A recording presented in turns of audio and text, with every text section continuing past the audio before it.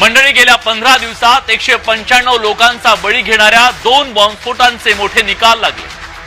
दोन्ही निकालातून सगळे आरोपी निर्दोष सुटले।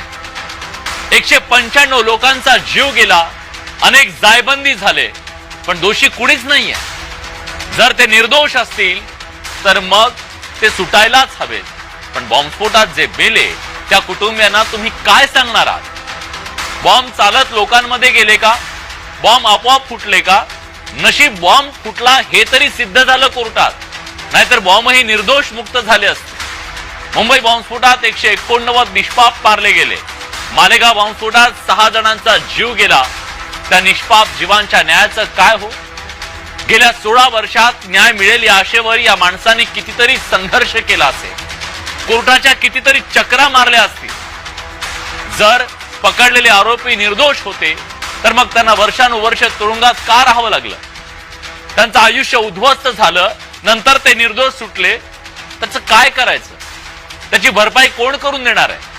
खरंच खोट्या केसेस रचल्या गेल्या का?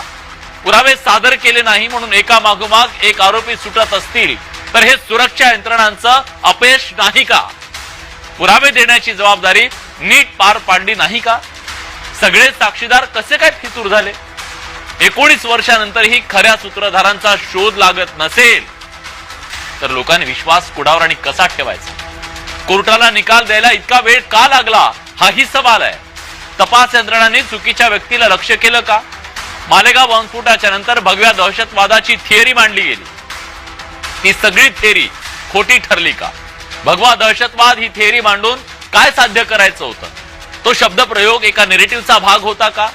संघ आणि सरसंघ चालक हे मुख्य निशाण्यावर होते का? असे अनेक प्रश्न आज उपस्थित केले जात आहेत। दहशतवादी हल्ल्यावरून एकमेकांवर चिखलफेक केली जाते, राजकारण केलं जात आहे, ते योग्य आहे का?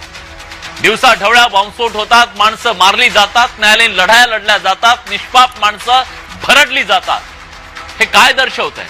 आपल्या यंत्रणांचं ढळढळीत अपयश की यंत्रणांमधला राजकीय हस्तक्षेप? बॉम्बस्फोटाच्या 2 निकालाने अनेक प्रश्न निर्माण केलेत आणि या सगळ्या प्रश्नांची आज आपल्याला उकल करायची आहे।